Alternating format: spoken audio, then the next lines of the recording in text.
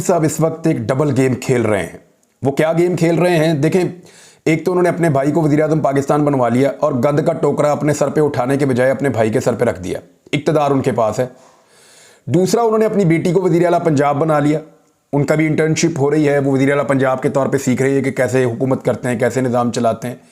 पंजाब भी अपने कंट्रोल में कर लिया।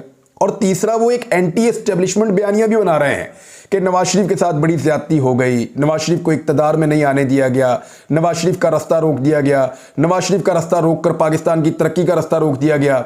नवाज शरीफ के असली वोट अगर गिन लिए जाए ना, तो बरतानिया तक नवाज शरीफ का रास्ता कोई नहीं रोक सकता। सीधा लंदन वाले फ्लैट में जाके मियाँ साहब की ब्रेकें लगनी है अगर असली वोट मियाँ नवाज शरीफ के गिन लिए गए, लाहौर वाले हल्के के भी। मामला यह है कि बहुत बुरी तरह शिकस्त हुई है PMLN को। बहुत ज़्यादा भी ये कर देना तो 30-35 से ऊपर सीटें ये जीते नहीं थे PMLN के लोग। बहुत बुरी शिकस्त हुई है। पंजाब में 50 के करीब सीटें इन्होंने जाली ली हुई हैं। यहां से कम पाकिस्तान तहरीक इंसाफ की 50 सीटें इन्होंने छीनी हुई हैं। पंजाब की मैं बात कर रहा हूं। बाकी मुल्क में तो पाकिस्तान तहरीक इंसाफ की और बहुत सारी, लगभग उनकी तो वो उनका क्लेम है कि 80-90 सीटें उनकी छीनी गई हैं। आधा मैंडेट उनका छीन लिया गया है और अभी भी छीनने का सिलसिला जारी है। तो नवाज शरीफ साहब कर ये रहे हैं, एक तरफ इक़्तिदार के मजे ले रहे हैं और दूसरी तरफ वो एक बयानिया बना रहे हैं एंटी एस्टेब्लिशमेंट के नवाज शरीफ का रास्ता रोका गया है। यानी नजम सेठी साहब को भी उन्होंने एक ट्रैक दिया हुआ है, वो उधर को लगे हुए हैं। मियाँ जावेद लतीफ़ साहब के उस सर पे भी हाथ रखा हुआ है कि तुम भी ये स्टेटमेंट देते रहो, वो उधर को लगे हुए हैं। ख्वाजा आसिफ साहब को भी एक डायरेक्शन दी हुई है कि वो उधर को लगे हुए हैं। तो नवाज शरीफ साहब हमेशा गुड कॉप और बैड कॉप ये बड़ी अच्छी तरह का खेलते हैं। उन्होंने इस वक्त शहबाज शरीफ को गुड कॉप बनाया हुआ है और वो सब यस बॉस कर रहे हैं और वो मामलात को चला रहे हैं। हुकूमत उनके पास है। अगर तो हुकूमत कामयाब हो जाती है तो इसके बेनिफिशियरी सारे मिलकर बन जाएंगे।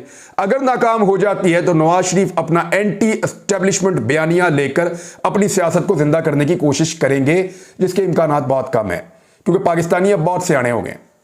लेकिन नवाज शरीफ एक चीज में कामयाब हो जाएंगे, वो अपनी पार्टी के जो जज्बाती वर्कर हैं कम से कम उनको मोटिवेट करने में कामयाब हो जाएंगे कि अगर नवाज शरीफ होता तो ये हो जाता या वो हो जाता। भाई नवाज शरीफ का भाई है, दिन में 4 दफा मियाँ साहब से बात करता है, उनकी अपनी बेटी है, सारा दिन उनके साथ होती है। मियाँ साहब खुद पंजाब हुकूमत के मुशीर बने हुए हैं। तो ऐसी सूरत हाल में जो फेलियर है ना, वो नवाज शरीफ का फेलियर है, ये आप सबने याद रखना है। ये जो कुछ भी हो रहा है नवाज शरीफ साहब इसका हिस्सा है, आसिफ अली जरदारी और पीपल्स पार्टी इसका हिस्सा है।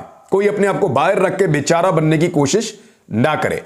मियां नवाज शरीफ साहब को सूट करता है कि अगर काजी फायद ईसा साहब को एक्सटेंशन मिल जाए तो, लेकिन क्या यह बात पाकिस्तान की एस्टेब्लिशमेंट को सूट करती है? यह बहुत बड़ा सवाल मैं छोड़कर जा रहा हूं, लेकिन उन लोगों के लिए छोड़कर जा रहा हूं जिनको खबरों की समझ है और जो लोग इतना शऊर तो अब रखते हैं कि एक्चुअली पाकिस्तान में चल क्या रहा है। अब तक के लिए इतना ही। अपना ख्याल रखिएगा, अपने इस चैनल का भी। अल्लाह हाफिज।